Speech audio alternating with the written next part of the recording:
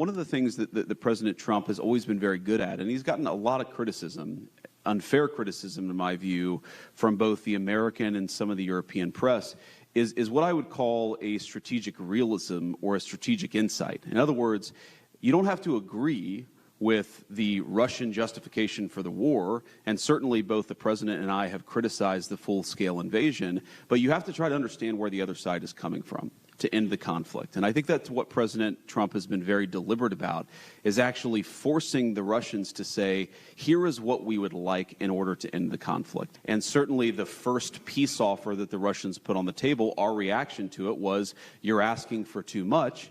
But this is how negotiations unfold. I wouldn't say that the Russians are uninterested in bringing this thing to a resolution. What I would say is right now, the Russians are asking for a certain set of requirements, a certain set of concessions in order to end the conflict.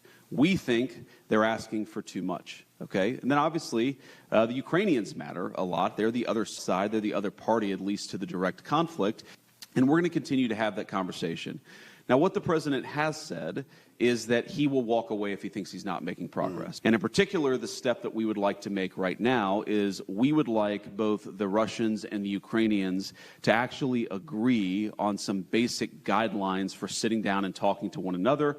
Obviously, the United States is happy to participate in those conversations, but it's very important for the Russians and the Ukrainians to start talking to one another.